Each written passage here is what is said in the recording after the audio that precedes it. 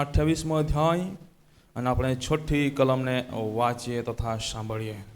તે અહીં નથી, કેમ કે તેના કહ્યા પ્રમાણે તે ઉઠ્યો છે. આવો ને જ્યાં પ્રભુ સૂતો હતો તે જગા જુઓ.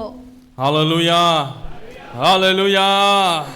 પરમેશ્વરના વચનમાંથી આજે આપણે શીખવા માંગીએ છીએ, પ્રભુ ઈસુ ખ્રિસ્ત એ પુનરુત્થાન પામેલા પ્રભુ છે.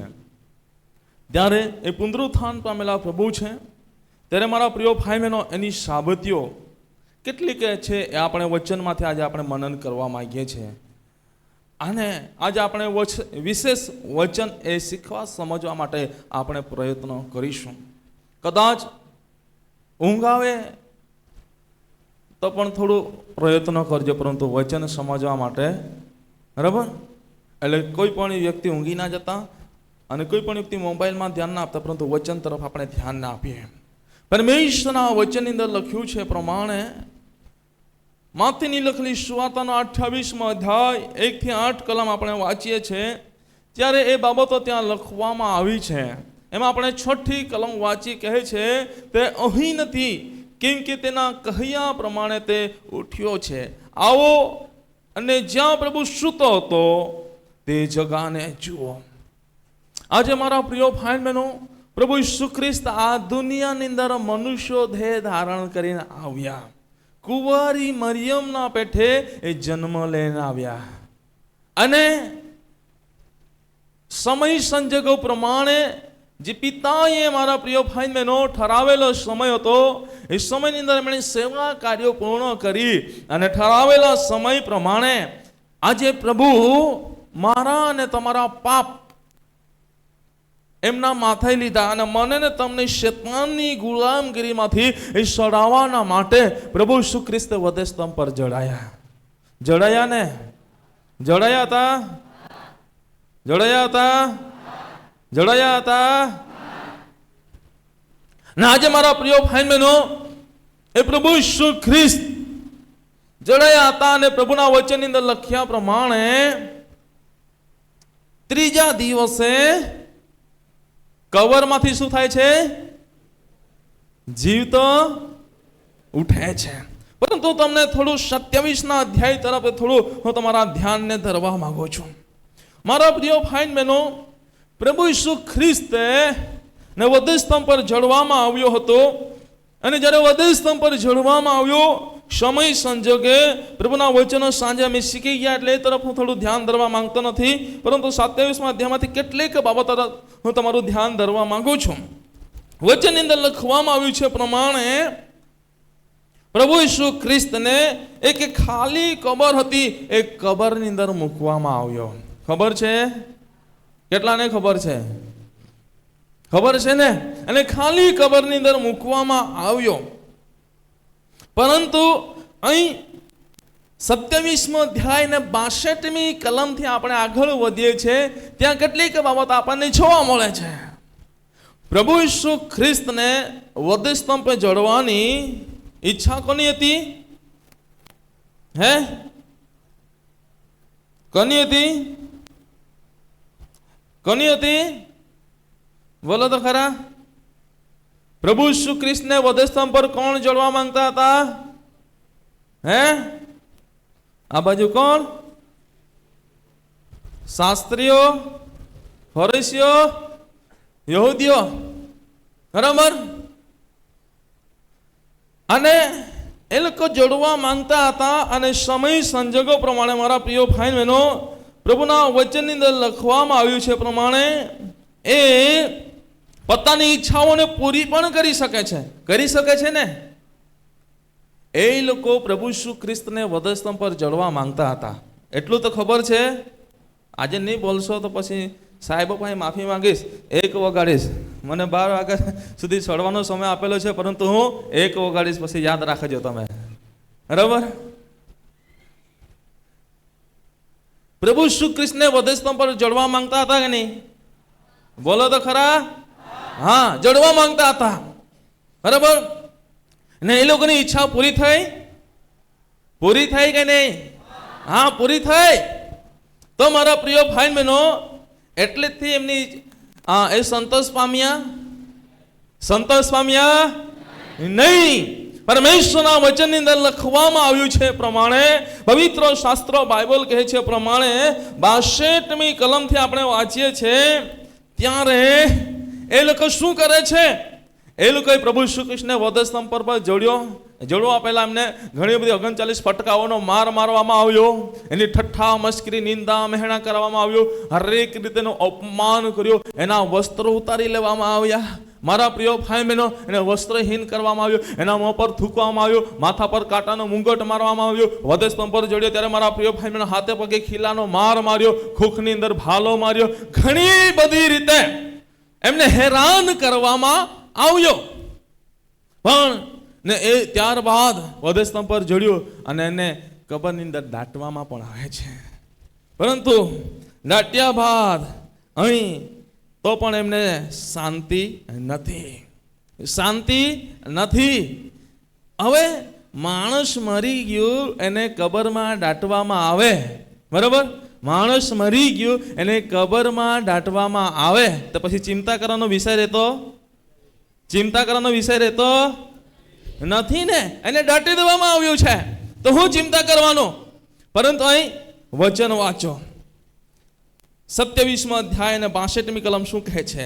હવે સિદ્ધિકરણને બીજે દહાડે મુખ્ય યાજકો તથા ફરીસીઓએ પિલાત પાસે એકઠા થઈને કહ્યું કે, સાહેબ, અમને યાદ છે કે તે ઠગ જીવતો હતો ત્યારે તે કહેતો હતો કે 3 દહાડા પછી હું ઉઠીશ. હાલેલુયા. અહીં શું લખવામાં આવ્યું છે? એ લોકો પાછા એકઠા થાય છે. કોઈ પણ વ્યક્તિ મરણ પામે તો એકઠા થાય તો શા માટે એકઠા થતા છે? શા માટે? દિલાસો આપવા માટે એકઠા થતા છે ને. દિલાસો આપવાના માટે એકઠા થતા છે. તો અહીં આ લોકો એકઠા થયા. શા માટે એકઠા થયા? શા માટે? બોલો તો ખરા. એકબીજાનો હાથ પકડો અને એકબીજાને આંખમાં આંખ નાખો. મારી બાજુ જતા નહીં. કેમેરામાં થોડું લેજો, બરાબર ઝૂમ કરીને. હા, તું જાગે છે ને? તું જાગે છે ને? ઊંઘ આવતી તો મારા ખોળામાં ઊંઘી જજે. જાગો છો તો બોલો તો ખરા મારા પ્રિય ભાઈ બહેનો. પરમેશ્વરના વચનની અંદર લખવામાં આવ્યું છે પ્રમાણે સિદ્ધિકરણના બીજા દહાડે મુખ્ય યાજકો તથા ફરીસીઓ પિલાત પાસે એકઠા થયા. શા માટે એકઠા થયા? એ લોકોને હજુ શાંતિ મળી હતી નહીં. હવે તમે વિચારો, કોઈ પણ માણસ મરી ગયો એને દાટી દેવામાં આવે તો પછી ત્યાં ચિંતાનો વિષય રહેતો નથી. ને એકઠા મળે તો પણ માણસને શું કરે છે? દિલાસો આપવાના માટે, બરાબર? દાટ્યા પછી લોકો ઘરે જાય છે, એને દિલાસો આપે છે. સાંજે પાછા બેસવા માટે જાય છે, દિલાસો આપે છે. બીજા દિવસે પાછા જાય છે એમને દિલાસો આપવાના માટે. સાંજે પાછા આખી રાત એમના ઘરે બેસીને એમને દિલાસો આપે છે, એમને હિંમત આપે છે, બરાબર? પરંતુ અહીં જેવો એકઠા મળ્યા છે એ શા માટે એકઠા મળેલા? પોતાને દિલાસો પ્રાપ્ત કરવા કે એમને અશાંતિ થઈ ગઈ હતી જીવનની અંદર. એમને સંતોષ મળ્યું ના હતું. એ ગભરાઈ ગયા હતા. કેમ? વચનની અંદર લખવામાં આવ્યું છે એ પિલાત પાસે એકઠા મળ્યા અને વચનની અંદર 62મી કલમની અંદર લખ્યું છે, કહે છે કે સાહેબ, અમને યાદ છે કે તે ઠગ જીવતો હતો ત્યારે તે કહેતો હતો કે 3 દિવસ પછી હું ઉઠીશ. હાલેલુયા. એટલે એ લોકો પણ વિશ્વાસ તો કરે છે ને. એ લોકો વિશ્વાસ કરે છે કે નહીં? કરે છે કે નહીં? અહીં મુખ્ય યાજકો ફરીસીઓ એ લોકો વિશ્વાસ નથી કરતા? કરે છે. એ લોકો કહે છે, ભલે એમને ઠગ કહે છે, બરાબર? સારું કરે એને ઠગ બી કહેવામાં આવે, લુચ્ચો લફંગ બી કહેવામાં આવે. બધા અયોગ્ય શબ્દ એમના માટે ઉપયોગ કરવામાં આવે છે. એનાથી કોઈ થતું નથી, બરાબર? તમને ગાંડો ગેલો કે તમારું કંઈ જતું રહે? કેવાથી ગાંડા ગેલા થઈ જઈએ છે, પરંતુ કહેવા વાળું થઈ જાય છે. અહીં કહી રહ્યા છે, એ લોકો થઈ ગયા છે. પ્રભુ ઈસુ કૃષ્ણ શું કહે છે? એ લોકો ઠગ. તો આગળ તમને બતાવીશ, એ લોકો જે ઠગવા લાગે છે, છેતરવા લાગે છે, બરાબર? પરંતુ મારા પ્રિય ભાઈ બહેનો, હું તમને કહેવા માંગુ છું કે એ લોકો પોતે એમના મુખ દ્વારા કહે છે કે એ જીવતો હતો ત્યારે કહેતો હતો કે 3 દિવસ પછી હું ઉઠીશ, પાછો ઉઠીશ. તો એ લોકો પણ વિશ્વાસ કરે છે ને? એ લોકોને પણ ખાતરી લાગી છે કે જે લાજરસને મરેલામાંથી જીવતો કરતો એ 4થા દિવસે, તો આ જીવતો કરાવવાળો પોતે જીવતો નહીં થઈ જાય કે? એ લોકો ગભરાયા છે. હવે અમે કે મારવા તો મારી નાખ્યો છે, વધસ્તંભ પર જોડ્યો અને હાથે પગે ખીલાનો માર માર્યો, બધી રીતે એમને હેરાન તો કરીને છોડી દીધો છે, દાટી બી દીધો છે, પરંતુ એમનો ભરોસો તો નથી જ. જે આંધળાને દેખતો કરી શકતો હોય, જે લેંગડાને ચાલતો કરી શકતો હોય, જે બહેરાને સાંભળતો કરી શકતો હોય, જે મરેલાને જીવતો કરી શકતો હોય, હરેકે બંધનો બીમારીઓને મટાડી શકતો હોય, રોગોને મટાડી શકતો હોય, તો એ પોતે જીવતો ના થઈ શકે? થઈ શકે? જે સમુદ્રને કહેતો એને સમુદ્ર શાંત થઈ જતું હોય, શું એના પાસે અધિકાર નથી? આકાશ ને પૃથ્વી એમનું માનતું હોય તો શું એના પાસે અધિકાર નથી? છે. તો મારા પ્રિય ભાઈ બહેનો, એ લોકો ગભરાવા લાગે છે અને ગભરાઈ ગયા છે, માટે એ લોકોએ દાટી દીધું છે, પરંતુ એમને શાંતિ મળી નથી. શાંતિ મળી નથી. એ લોકો અહીં ત્યાં ભટકે છે, મીટિંગો કરે છે. હવે શું કરીએ? પરંતુ મારા પ્રિય ભાઈ બહેનો, વચનની અંદર લખવામાં આવ્યું છે પ્રમાણે એ શું કહે છે ને, એ લોકો 3 દિવસ પછી પાછો એ ઉઠશે, એને ખાતરી આપી છે. એટલે હવે કંઈક હજુ આયોજન તો કરવું પડશે. અને મારા પ્રિય ભાઈ બહેનો, વચનની અંદર લખવામાં આવ્યું છે પ્રમાણે કહે છે માથી 12:40 ની અંદર, કેમ કે જેમ યુના 3 રાત દિવસ મોટા માછલાના પેટમાં રહ્યો, તેમ માણસનો દીકરો પણ 3 રાત દિવસ પૃથ્વીના પેટમાં રહેશે અને પાછો જીવતો થશે. તો આ ભવિષ્ય વચન એ લોકો જાણતા હતા, બરાબર ને? જાણતા હતા માટે એમને કંઈક ને કંઈક રીતે વિશ્વાસ તેમના ખૂણામાં રહેલો હતો. જો ના વિશ્વાસ રહે તો માણસ શાંતિથી બેસે, પરંતુ એમને ખાતરી રહે, વિશ્વાસ રહે તો જ હલચલ મચાવવા લાગે. ને અહીં એવી જ કઈ બાબત આપણને જોવા મળે છે. અને મારા પ્રિય ભાઈ બહેનો, જ્યારે આપણે આગળ વાંચીએ છીએ, માટે એ લોકોએ આયોજન કર્યું અને આયોજન પૂર્વકે એ કહે છે 64મી કલમ આપણે વાંચી, ત્યાં લખવામાં આવ્યું છે 64 અને 65મી કલમ વાંચીએ. એ માટે 3 દહાડા સુધી કબરનો જાપ્તો રાખવાની આજ્ઞા કર. શું કર? કને કહે છે? પિલાતને શું કહે છે? 3 દિવસ સુધી દેખરેખ રાખવા માટે, ધ્યાન રાખવા માટે તું આજ્ઞા કર. ને પરમેશ્વરના વચનની અંદર શું લખવામાં આવ્યું છે? આગળ વાંચીએ. રખે ને તેના શિષ્યો રાત્રે આવીને તેને ચોરી જાય ને લોકોને એમ કહે કે મોએલાઓમાંથી તે ઉઠ્યો છે અને છેલ્લી ભૂલ પહેલાની કરતા મોટી થશે.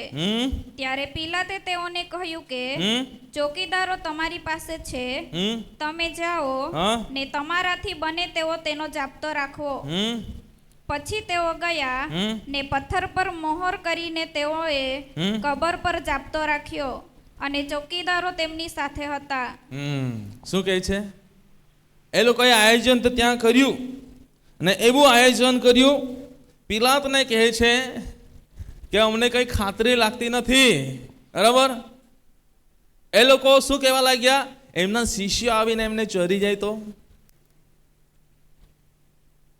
અમને ખાતરી લાગતી નથી, માટે કે તું આજ્ઞા કર. કે અહીં એ પ્રભુ શ્રી કૃષ્ણને ઠોક કરતા હતા, એ લોકો જ હવે છેતરવા લાગ્યા છે. એ પોતે ઠોક બની ગયા છે, બરાબર?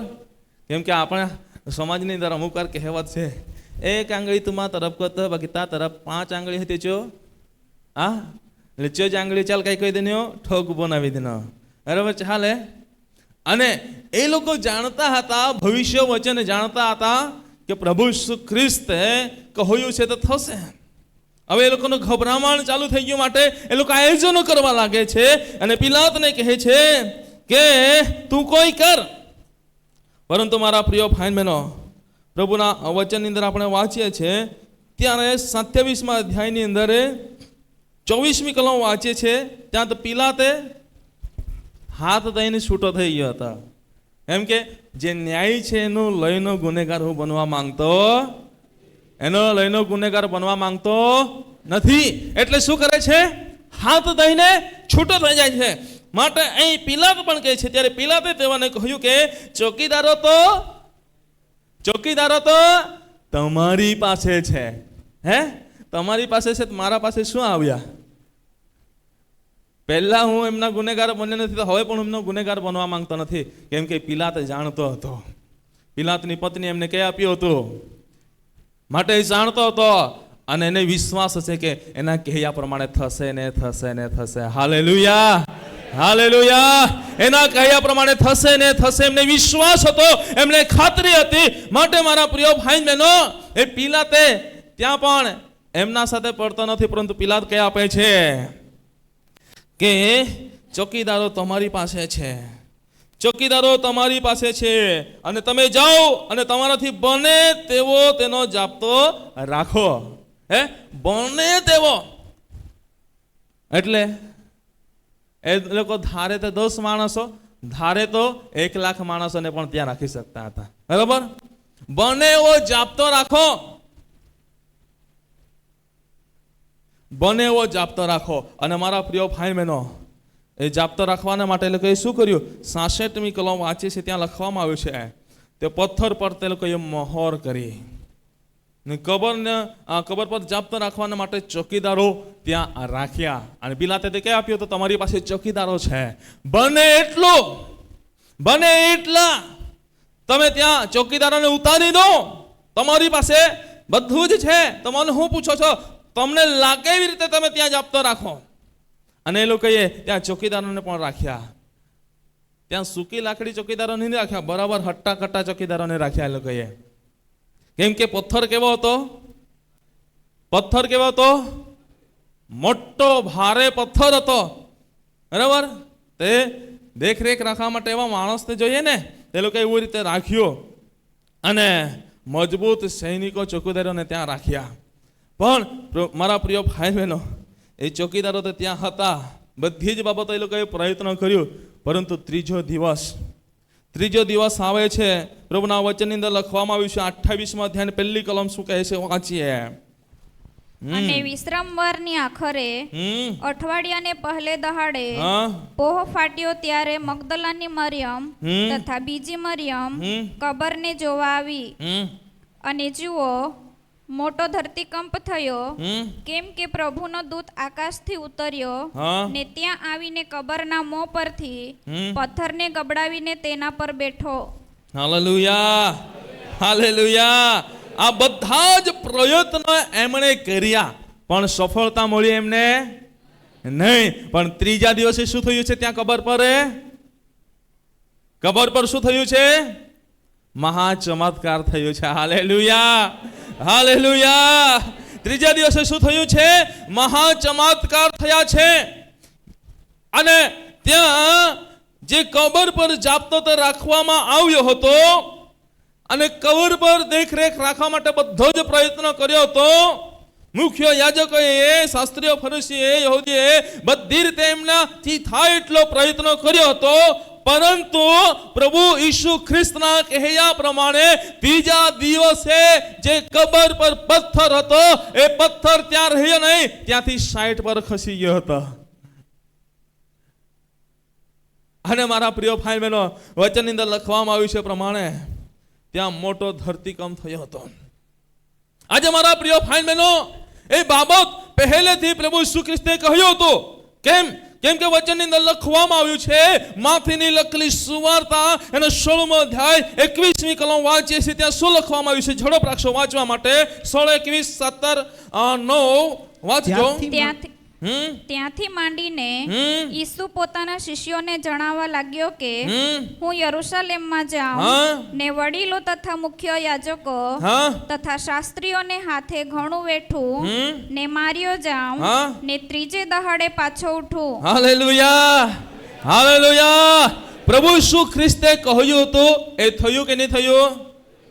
બોલો તો ખરા, થયું કે નહીં થયું? થયું. જે પ્રભુ ઈસુ ખ્રિસ્તને કબરમાં દાટવામાં આવ્યો હતો, પરંતુ પ્રભુએ કહ્યું હતું કે હું યરૂશાલેમમાં જાઉં અને ત્યાં જઈને વડીલો તથા મુખ્ય યાજકો તથા શાસ્ત્રીઓના હાથે ઘણું વેઠું. પહેલેથી કઈ આપ્યું હતું. તો હવે તમે વિચારો, શાસ્ત્રીઓ, ફરીસીઓ, મુખ્ય યાજકો એમના હેતુને પૂરો કરી રહ્યા હતા કે પ્રભુના હેતુને પૂરો કરી રહ્યા હતા? હે? એમની યોજનાઓ સફળ હતી કે પ્રભુની યોજનાઓ સફળ હતી? Hallelujah, hallelujah. અહીં આજે હું તમને કહેવા માંગુ છું, એવા કેટલાક આજે શાસ્ત્રીઓ, ફરીસીઓ, મુખ્ય યાજકો ઉભા છે. એ લોકો ઘણી વાર યોજના કરે છે કે અમારે આ વ્યક્તિને એવી રીતે કરવું છે, જે આત્માના રૂએ ચાલે છે, દૈવના માર્ગમાં ચાલે છે, એ વ્યક્તિને હેરાન કરવાના માટે ઘણીવાર ઘણા બધા પ્રયત્ન કરે છે અને ઘણીવાર યોજનાઓ કરવામાં આવે છે. પરંતુ તમને કહેવા માંગુ છું, જે દેવનું પસંદ કરેલું બાળક છે એના પર મનુષ્ય ગમે તેટલી યોજના કરશે પરંતુ પોતાનો મનસૂબો ચલાવી શકશે નહીં. ત્યાં દેવનો જ મનસૂબો કાયમ રહેશે. Hallelujah, hallelujah. દેવનો જ મનસૂબો કાયમ રહેશે. દેવની જ યોજનાઓ ત્યાં કાયમ રહેશે, જ્યાં માણસની યોજનાઓ નથી રહેશે. અહીં વચનમાં પહેલેથી કીધું છે, પ્રભુ ઈસુ ખ્રિસ્તે પોતે કીધું છે, હું યરૂશલેમમાં જાઉં, વડીલો, મુખ્ય યાજકો, શાસ્ત્રીના હાથે મારે ઘણું વેઠવું પડશે. પુરાતન સમયની અંદર, ઓ મારા પ્રિય ભાઈ બહેનો, જૂના કરારની અંદર પણ યશાયા પ્રવક્તા દ્વારા ભવિષ્યવાણી કરવામાં આવી હતી. એવી રીતે ઘણી બધી ભવિષ્યવાણી કરવામાં આવી હતી અને ભવિષ્યવાણી ત્યાં પૂર્ણ થઈ રહી હતી. આજે જે વિરોધ કરે છે એ વિરોધ નથી કરી રહ્યા, પરંતુ દેવના વચનને પૂરું કરી રહ્યા છે. Hallelujah, hallelujah. એ દેવના વચનને પૂરું કરી રહ્યા છે. એ પોતાની યોજનાઓને સફળ કરી રહ્યા છે એવું લાગે છે. અમે ખ્રિસ્તી ધર્મને નાબૂદ કરી નાખશું એવું લાગે છે. અમે ખ્રિસ્તીઓને બંદીખાનામાં નાખીશું એવું લાગે છે. સેવકોને બાંધીને અમે માર મારીશું એવું લાગે છે. પરંતુ મારા પ્રિય ભાઈ બહેનો, એ પોતાની યોજનાઓમાં નથી. ઓ તો મારા પ્રિય ભાઈ બહેનો, દેવે જ્યાં જે યોજનાઓ ઠરાવી છે, જ્યાં દેવનો મહિમા પ્રગટ કરવાનો, ત્યાં એમના હસ્તકે દેવનો મહિમા પ્રગટ થઈ રહ્યો છે. Hallelujah, hallelujah. અહીં વચનની અંદર લખવામાં આવ્યું છે પ્રમાણે પ્રભુએ કહ્યું તો ને એ થયું. ને શાસ્ત્રીય ફરીસો તો કહે છે, હા અમે આપા ફાવી ગયા કે આપે યોજનાઓ ચાલે, પીલાતા બી છોડી દેના, પીલાતા બી આપે હાથમાં આપી દેના, તો બી દૂર હોઈ ગયો. પરંતુ મારા પ્રિય ભાઈ બહેનો, આજે આ બાબતો સમજવા જેવી છે. એવા લોકો કેવા કહેવાય? મૂર્ખ કહેવાય. એમને ખબર પડતી નથી. આજે હું તમને કહેવા માંગુ છું, ત્યાં એમની યોજનાઓ છે એવું લાગતું હતું, પરંતુ પ્રભુની યોજનાઓ ત્યાં કાયમ રહી. અને પ્રભુના વચનની અંદર લખવામાં આવ્યું છે 17:9 ની અંદર શું કહે છે? અને તેઓ પહાડ પરથી ઉતરતા હતા, ત્યારે ઈસુએ તેઓને એવી આજ્ઞા કરી કે માણસનો દીકરો મોએલામાંથી પાછો ઉઠે ત્યાં સુધી આ જે તમે દીઠું તે કોઈને કહેતા ના. Hallelujah, hallelujah. અહીં વચનની અંદર લખવામાં આવ્યું છે કે માણસનો દીકરો મોએલામાંથી પાછો ઉઠે. અને પ્રભુ ઈસુ ખ્રિસ્ત ઉઠ્યો કે નહીં ઉઠ્યો? ઉઠ્યો ને. આ પહેલેથી બોલેલા વચનો છે. અને આજે હું પણ ગૌરવ કરું છું કે પ્રભુએ મને 24 કલાક પછી જીવન આપ્યું છે. પ્રભુએ મને પણ મરેલામાંથી જીવતો કરી 24 કલાક પછી મને પણ જીવન આપ્યું છે, કેમ કે જીવતા દેવની સાક્ષી પ્રગટ કરવાના માટે. હાલેલુયા, હાલેલુયા, હાલેલુયા. પ્રભુ ઈસુ ખ્રિસ્ત પણ મરેલામાંથી જીવતો ઉઠેલો છે.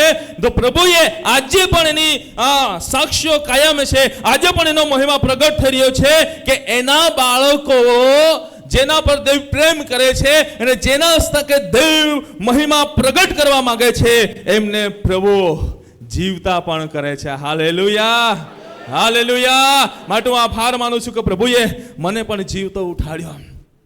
આજે જે માણસ એકદમ નાનું બાળક હોય અને 4-5 ગાળાની અંદર મરી જાય, તેને તમે હાથમાં રાખો? હે? હાથમાં રાખો? દાટી દો ને. એ તો બાળક છે, શું એમને રાખીને દાટી દઈએ. પરંતુ મારા પ્રિય ભાઈ બહેનો, સ્વર્ગવાસી ડૉક્ટર બિશપ સાહેબ, જો આપણા બધાના આત્મિક પિતા ને મારા દૈહિક પિતા, આત્મિક અને દૈહિક પિતા, જેમણે મારા માટે પ્રાર્થના કરી, અને એને વિશ્વાસ અને ઢીલો કર્યો નથી, વિશ્વાસનો ઓછો કર્યો નથી, પરંતુ વિશ્વાસને દ્રઢ કરીને વિશેષ ઘૂંટણ પર આખી રાત પ્રાર્થના કરવા લાગ્યા. અને બીજા દિવસે સવારે મારા પ્રિય ભાઈ બહેનો 5 વાગ્યા પછી પ્રભુએ મને એક નવું જીવન આપ્યું. આજે એ જીવતા ઉઠેલા દેવની મહિમા પ્રગટ કરવાના માટે દેવ આજે ઉપયોગ કરી રહ્યો છે. Hallelujah, hallelujah, hallelujah. અને એની સાથે એક પાસોનો રહસ્ય પણ જોવા મળે છે કે જે સમયની અંતરે પ્રભુએ મને બીજા દિવસે પ્રભુએ જીવન આપ્યું, એ સમયના અંતરે પ્રભુના દાસ એ દેવના ઘરે ગયા છે. એ સમયના અંતરે પ્રભુના દાસ દેવના ઘરે ગયા છે. એટલે હું દુઃખી નથી, હું આનંદિત છું, કેમ કે પ્રભુના કહ્યા પ્રમાણે બધું થયું છે. Hallelujah, hallelujah. હું તમને કહેવા માંગુ છું, અહીં પ્રભુ ઈસુ ખ્રિસ્તે કહ્યું એ પ્રમાણે ત્રીજા દિવસે પાછો ઉઠે છે. અને જ્યારે માથીની લખેલી સુવાર્ત 20મો અધ્યાય 18-19 કલમ વાંચે છે, ત્યાં શું કહે છે? જુઓ, આપણે યરૂશલેમ જઈએ છીએ, ને માણસનો દીકરો મુખ્ય યાજકોને તથા શાસ્ત્રીઓને સ્વાધીન કરાશે, ને તેઓ તેના પર મરણદંડ ઠરાવશે. શું કહે છે? જુઓ, આપણે ક્યાં જઈએ છે? યરૂશલેમ. એ શિષ્યોને કહે છે, બરાબર? અને શું કહે છે? જે દેવનો દીકરો છે શાસ્ત્રીઓને સ્વાધીન કરાશે ને તેના પર મરણદંડ ઠરાવશે. તો હવે તમે વિચારો, અહીં શાસ્ત્રીય ફરીસીઓનું ચાલે છે કે દેવનું ચાલે છે? હે? તમે વિચારો મારા પ્રિય ભાઈ બહેનો. અને પ્રભુના કહ્યા પ્રમાણે અહીં આગળ લખવામાં આવ્યું છે 19મી કલમ. શું કહે છે? અને ઠઠ્ઠા મસ્કરી કરવાને તથા કોરડા મારવાને તથા વદન સ્તંભે જડવાને તેઓ તેને વિદેશીઓને સોંપી દેશે, અને ત્રીજે દહાડે પાછો ઉઠાડાશે. Hallelujah, hallelujah. સાથે માથી 26, 31 ને 32મી કલમને પણ વાંચી લઈએ. ત્યારે ઈસુ તેઓને કહે છે કે તમે સહુ આજ રાત્રે મારા સંબંધી ઠોકર ખાશો, કેમ કે એમ લખેલું છે કે હું ઘેટા બાળકને મારીશ ને ટોળાના ઘેટા વિખેરાઈ જશે, પણ મારા ઉઠ્યા પછી હું તમારી આગળ ગાલીજમાં જઈશ. Hallelujah, hallelujah. અને આ પ્રભુના બધા જ કહ્યા વચનો અહીં પૂરા થઈ રહ્યા છે.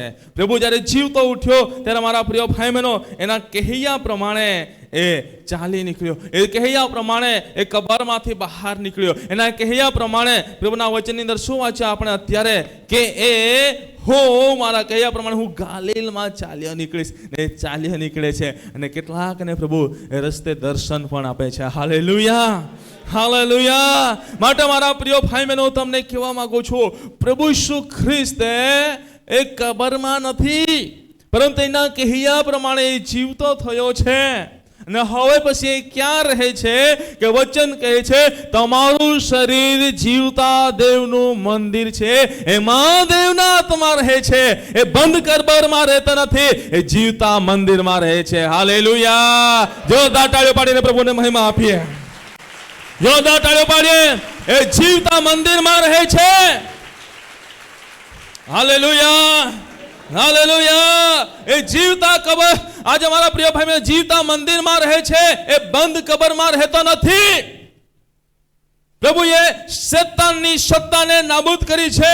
ભવિષ્યવાણી ઉત્પત્તિની અંદર પહેલેથી કરવામાં આવી હતી કે પ્રભુ એ શેતાનના માથાને સૂંધી નાખશે.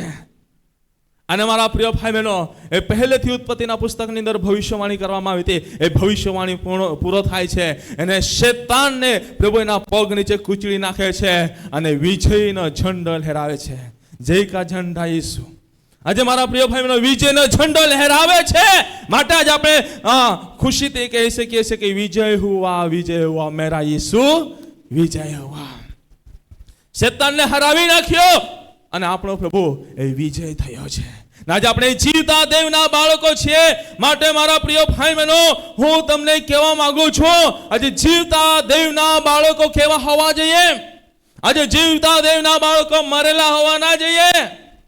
જીવતા દેવના બાળકો નાસીપાસ થયેલા હોવા ના જોઈએ. જીવતા દેવના બાળકો વિશ્વાસમાં હારી ગયેલા ના હોવા જોઈએ.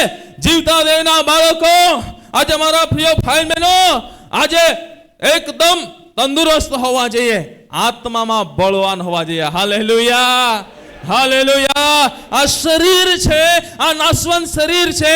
આ એક માંડવા રૂપી ઘરની અંદર આપણે રહીએ છીએ. ગમે ત્યારે આ માંડવા રૂપી ઘર પડી જશે, તૂટી જશે, પરંતુ તમને કહેવા માંગુ છું આ શરીર નાશવંત શરીર નાશ પામશે, પરંતુ જે આત્મા છે એ ક્યારે નાશ પામવાનો નથી, ક્યારે નાશ પામવાનો નથી. માટે મારા પ્રિય ભાઈ બહેનો, આજે પ્રભુ ઈસુ ખ્રિસ્ત પુનરુત્થાન પામ્યા છે, એની આશા આપણને શું મળે છે એ બાબત હું તમને નીચે બતાવવા માંગુ છું.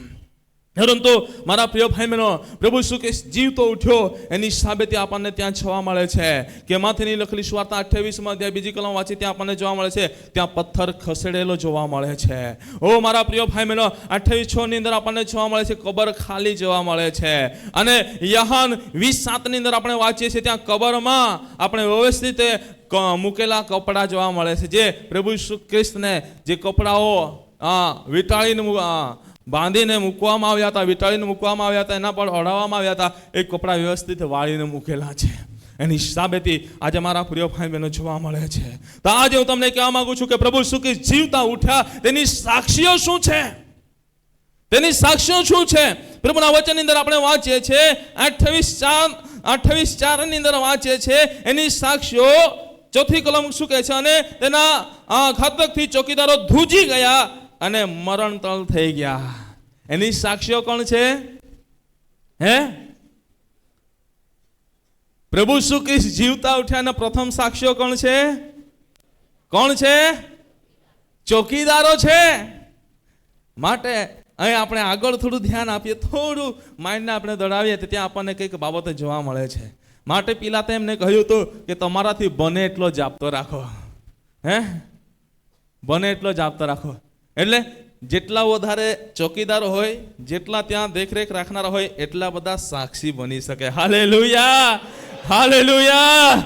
માટે હું તમને કહેવા માંગુ છું, આજે તમને એકની સામે અપમાન કરે એના કરતા હજારોની સામે અપમાન કરે ને તો હારી ના જતા, તૂટી ના જતા, કેમ કે હજારોની સામે પ્રભુ તમારો મહિમા પણ પ્રગટ કરશે. Hallelujah, hallelujah. હજારોની સામે તમને નીચું જોવડાવવામાં આવશે, પરંતુ એ 10,000ની સામે પ્રભુ તમને ઊંચું જોવડાવશે. યાદ રાખજો.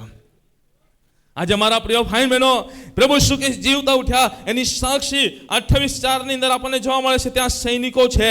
જ્યારે એ સૈનિકો કયા હતા? પ્રભુના વચનની અંદર વાંચીએ છીએ માથી 27:65-66 ની અંદર વાંચીએ છીએ. ત્યાં કહે છે, ત્યારે પિલાતે તેઓને કહ્યું કે ચોકીદારો તમારી પાસે છે. એ કોના ચોકીદારો હતા? હે, શાસ્ત્રીઓ, ફારીસીઓ, મુખ્યો, યાજકોના ચોકીદારો હતા કે નહીં? હે, કોના ચોકીદારો હતા? બોલો તો ખરા.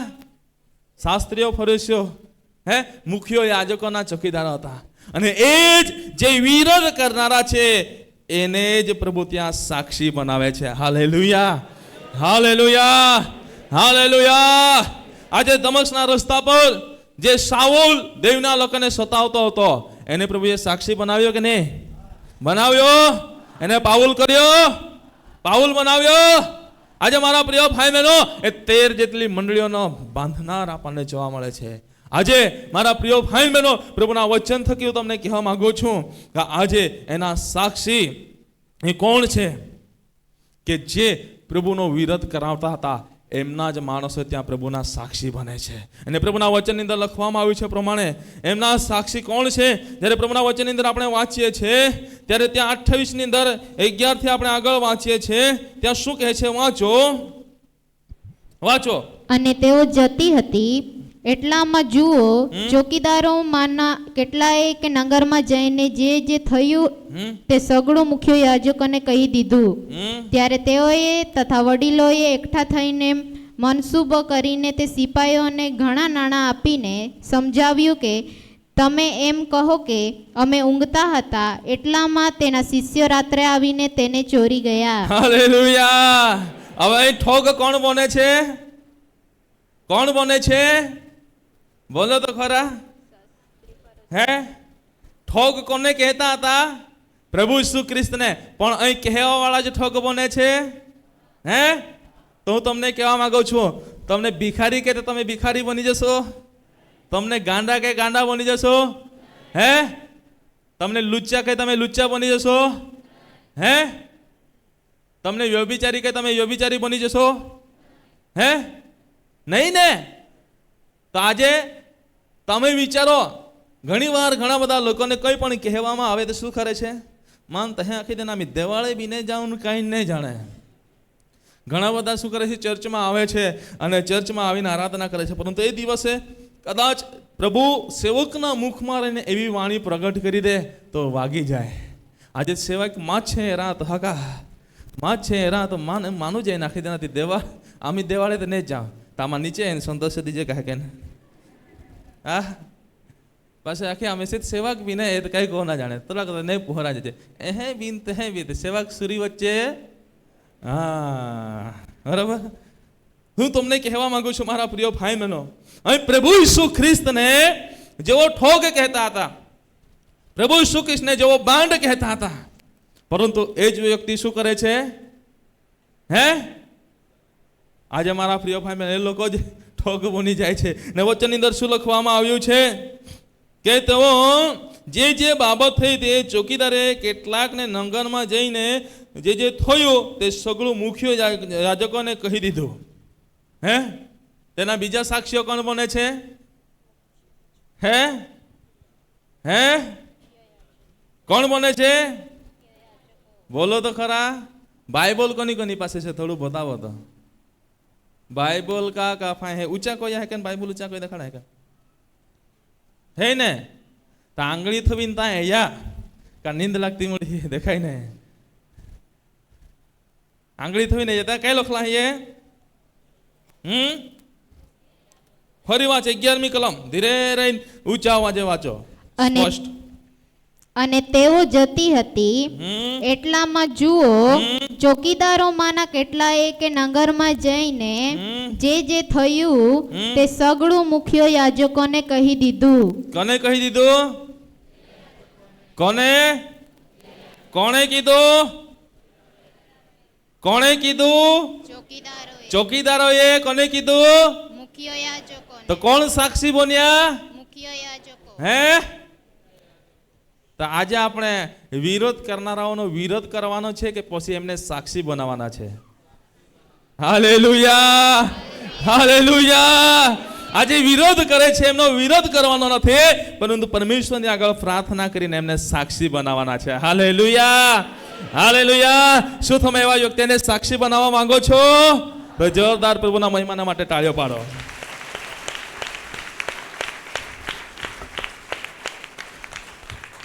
આજે મારા પ્રિય ભાઈ બહેનો,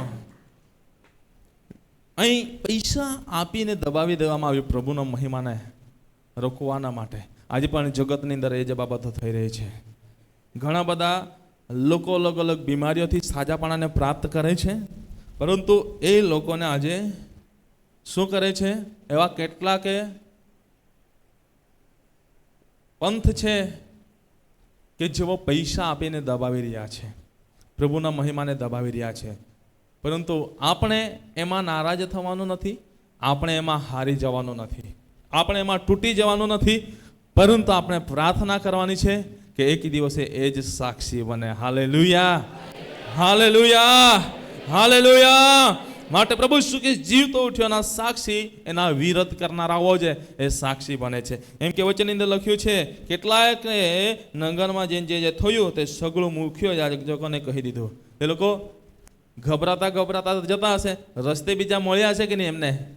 હે તે લોકોને પણ કહેતા ગયા છે ને?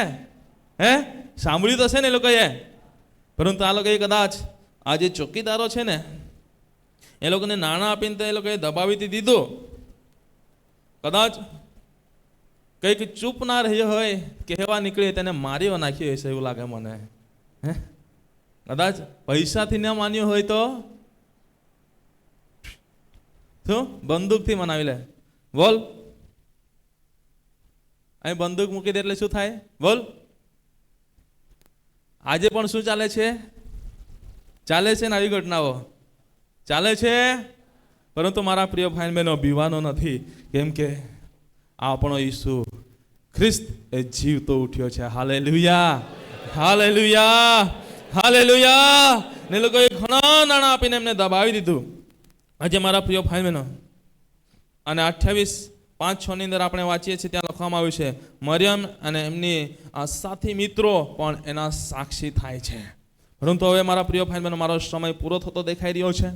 હું હવે આગળ વધુ ના વધતા છેલ્લે કેટલીક બાબતો કહીને મારું બોલવાનું બંધ કરીશ. પ્રભુ ઈસુ ખ્રિસ્ત જીવતો ઉઠ્યો, એની કેટલીક બાબતો આપણે જોઈ રહ્યા છે. તમારા પ્રિય ભાઈ બહેનો, જીવતો ઉઠ્યો તો એના વિશે પ્રભુ શ્રી કૃષ્ણે આ વધસ્તંભ પર ચડ્યા એના પહેલા પ્રભુ ઈસુ ખ્રિસ્તે જે કીધું હતું તે સગળી બાબતો પૂરી થઈ. પહેલી બાબત આપણે જોઈ ગયા કે પ્રભુ ઈસુ ખ્રિસ્તે શું કીધું હતું? જે કીધું હતું તે પૂરું થયું, એટલે ભવિષ્ય વચનો પૂરા થયા. પ્રભુના વચનમાંથી શીખી ગયા કે પ્રભુ ઈસુ ખ્રિસ્ત ને જે કબરમાં મૂકવામાં આવી હતી એ કબર એ ખાલી કબર છે. ત્યાં પથ્થર ખસેડેલો છે, પછી કબર ખાલી દેખાય છે, અને કબરની અંદર જે પ્રભુ ઈસુ ખ્રિસ્તને જે વસ્ત્રોથી વીંટાળીને મૂકવામાં આવ્યા હતા એ વ્યવસ્થિત ઘડી વાળીને મૂકવામાં આવ્યા છે. અને ત્રીજી બાબત આપણને જોવા મળે છે મારા પ્રિય ભાઈ બહેનો, પ્રભુ ઈસુ ખ્રિસ્ત જીવતો ઉઠ્યો હતો એના સાક્ષીઓ કોણ છે? તેના સાક્ષીઓ જે પ્રભુ ઈસુ ખ્રિસ્તના વિરોધ કરનારા હતા એ જ એમના પહેલા સાક્ષીઓ બને છે. જે ચોકીદારો હતા એ ચોકીદારો, જે મુખ્ય યાજકો હતા એ પણ સાક્ષીઓ બને છે, કેમ કે પ્રભુની સાક્ષીને દબાવવાના માટે એમણે પૈસા આપ્યા. અને મારા પ્રિય ભાઈ બહેનો, મરિયમ એમની સાથી મિત્રો જે કબર પર ગઈ હતી એ પણ એ સાક્ષી બને છે. અને પ્રભુના વચનમાંથી હવે ચોથી બાબત હું તમને કહેવા માંગુ છું કે પ્રભુ ઈસુ ખ્રિસ્ત પુનરુત્થાન, પ્રભુ ઈસુ ખ્રિસ્તનું પુનરુત્થાન આપણને આ જીવન માટે શું આશા આપે છે? આજે મારા પ્રિય ભાઈ બહેનો, પ્રભુ ઈસુ ખ્રિસ્તનું પુનરુત્થાન આ જીવનમાં આપણને એ આશા આપે છે કે પ્રભુના વચનની અંદર લખવામાં આવ્યું છે, યહાન 10:10 ની અંદર કહે છે, ચોરી કરવા, મારી નાખવા તથા નાશ કર, ચોરી કરવા તથા મારી નાખવા નાશ કરાશે, બીજા કોઈ ઈરાદાથી ચોર આવતો નથી, પરંતુ પ્રભુ કહે છે હું એ માટે આવ્યો કે જીવન મળે અને પુષ્કળતાનું જીવન મળે માટે આવ્યો છું. Hallelujah, hallelujah. આજે પ્રભુ ઈસુ ખ્રિસ્તનું પુનરુત્થાન, આજે મારા પ્રિય ભાઈ બહેનો, પ્રભુ ઈસુ ખ્રિસ્ત જે જીવતો ઉઠ્યો છે એની આશા આપણને મળે છે કે આજે આપણને પ્રભુએ એ પુષ્કળતાનું જીવન આપ્યું છે. Hallelujah, hallelujah. પ્રભુએ આપ્યું છે કે નહીં? આપ્યું છે કે નહીં? મરણની પથારીમાં હતા, પ્રભુ પાસે ના હતા ત્યારે મરણની પથારીમાં હતા, ત્યારે જીવનની આશા રહેલી હતી. જીવનની આશા રહેલી હતી? બોલો તો ખરા. જીવનની આશા રહેલી હતી? નહીં.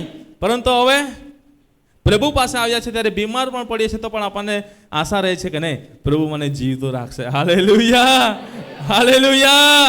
પ્રભુ પાસે આવ્યા છે ને પ્રભુ ઈસુ ખ્રિસ્તને અંગત તારનાર તરીકે સ્વીકાર્યો છે ત્યારે આપણને એ આશા મળે છે.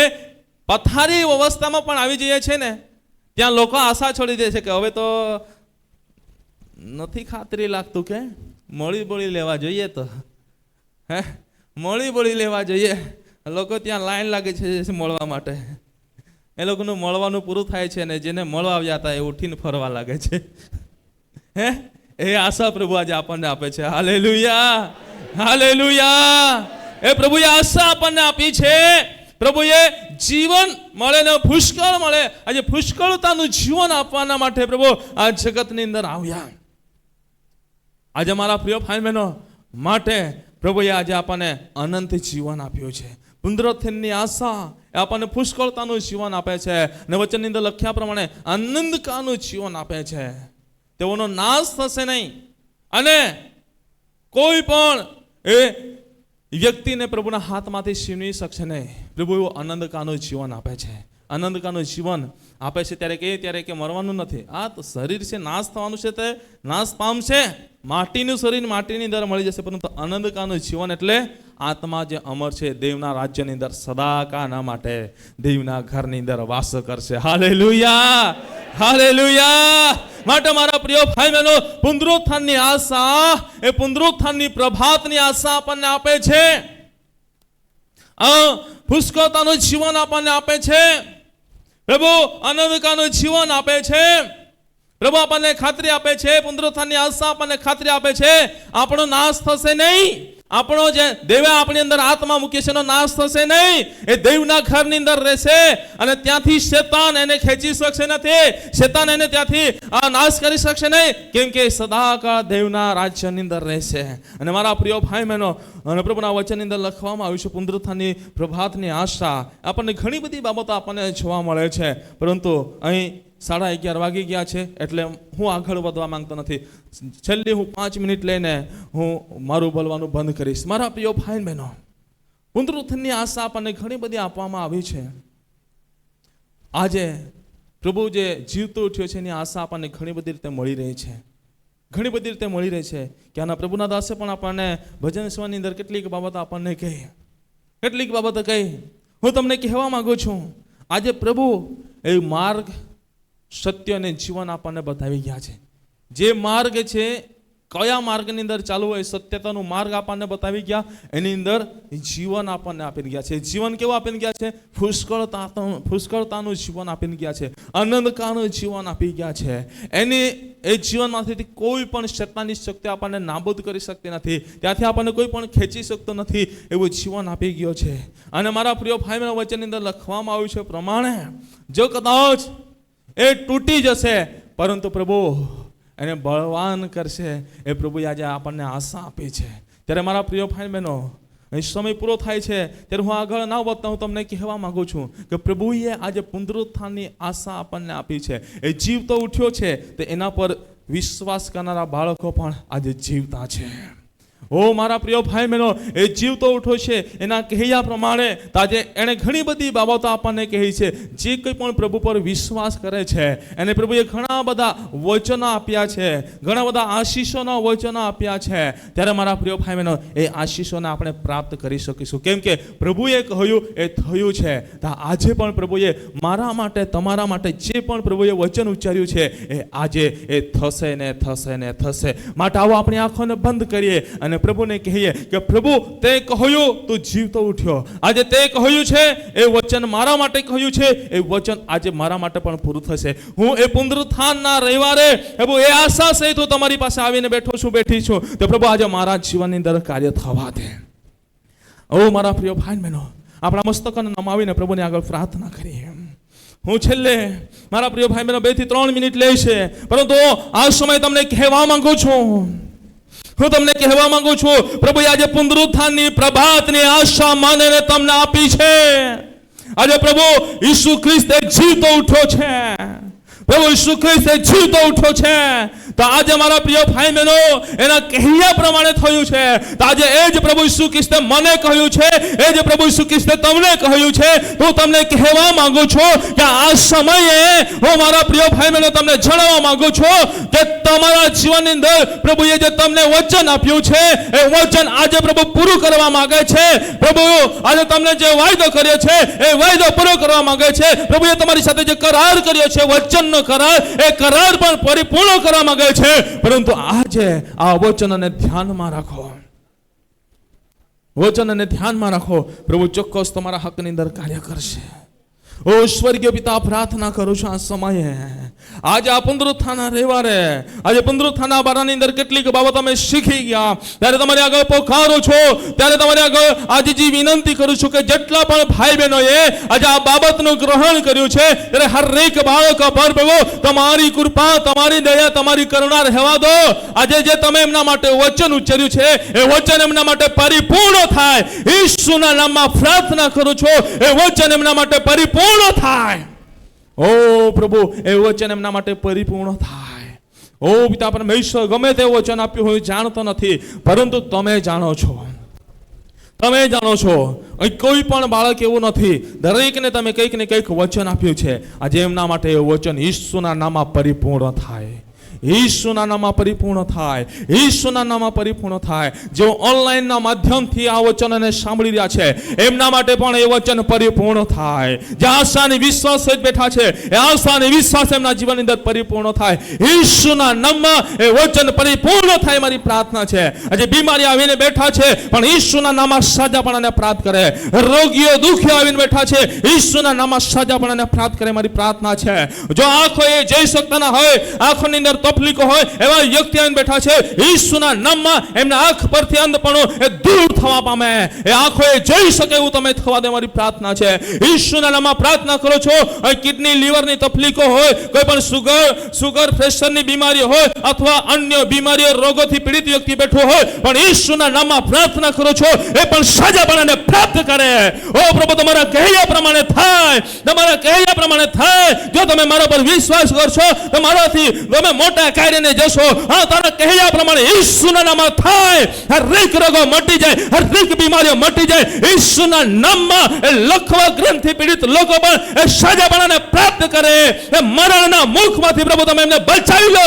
ઓ પ્રભુ તમે સજાપણા આપો ઈસુના નામમાં પ્રાર્થના કરું છું. આજે તમારા કહ્યા પ્રમાણે થાય, સફળ થાવ ને વધો, પૃથ્વીને ભરપૂર કરો. હા આજે લગ્ન જીવનની અંદર જીવન જીવી રહ્યા છે, પરંતુ એને બાળકને આશીષ મળ્યો નથી. ઈસુના નામમાં પ્રાર્થના કરું છું, આજે તમે કહ્યું છે સફળ થાવ ને વધો.